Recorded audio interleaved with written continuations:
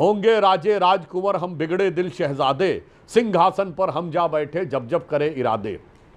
तो ये तीन बिगड़े दिल शहजादे घूम रहे हैं, राहुल जी, तेजस्वी जी और अखिलेश जी, जो अपने माता पिता के लिए प्रॉब्लम चाइल्ड रहे हैं, वो अलग बात है। इनको लगता था ये तो मेरी पौती है, जब चाहेंगे जाके बैठ जाएंगे, मगर क्या बताएं, बीच में आ गया एक चाय वाला, और चाय वाले ने इनकी उम्मीदों पर ऐसा पानी फेरा है कि आज जो आपके स्क्रीन पे दिख रहा है ना अमीश जी, इसका भारत के लोकतंत्र और चुनाव से कोई लेना देना नहीं है। यह कांग्रेस की छटपटाहट है।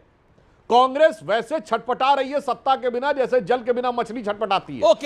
कांग्रेस के पूरे इतिहास में, मतलब मैं एक लाइन में कह दूं, वाइसरॉय के एग्जीक्यूटिव काउंसिल से लेकर आज तक कभी कांग्रेस इतनी सत्ता के बाद 10 साल नहीं रही है। इसीलिए आप देखिए 14 के बाद उतनी छटपटाहट थी, उससे ज्यादा 19 के बाद दिखी, 19 के बाद 24 में उससे ज्यादा छटपटाहट दिख रही है।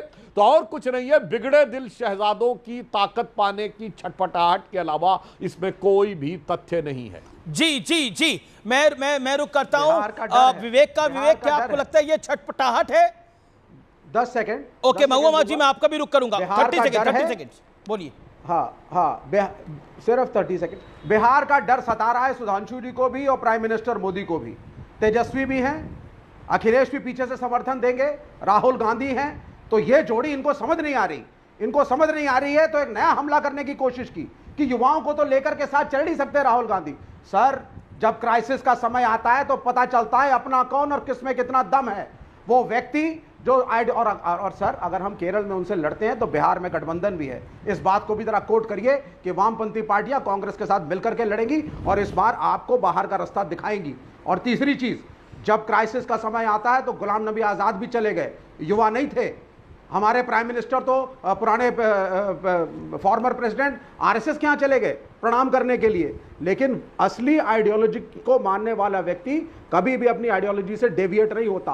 ओके, ठीक है। सुधांशु त्रिवेदी जवाब दें। Mahua Maji, member of parliament of Rajya Sabha. Okay JMM. Okay Sudhanshu ji, देखिए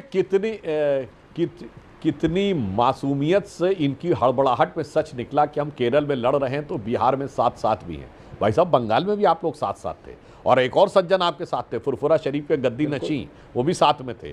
तो आपके लिए तो वो लाइन नजर आती है कि बिहार में मोहब्बत और केरल में लड़ाई। जनता कह रही अरे मार डाला दुहाई दुहाई। जनता भली भांति समझ रही है। अब मैं एक और भी फैक्ट आपके सामने रख दूं। देखिए, आप लोग जिस प्रकार से कह रहे हैं बिहार में ये हो रहा है, बिहार में समस्या सबसे बड़ी क्या हो रही है कि तेजस्वी जी को आपने घोषित नहीं किया है।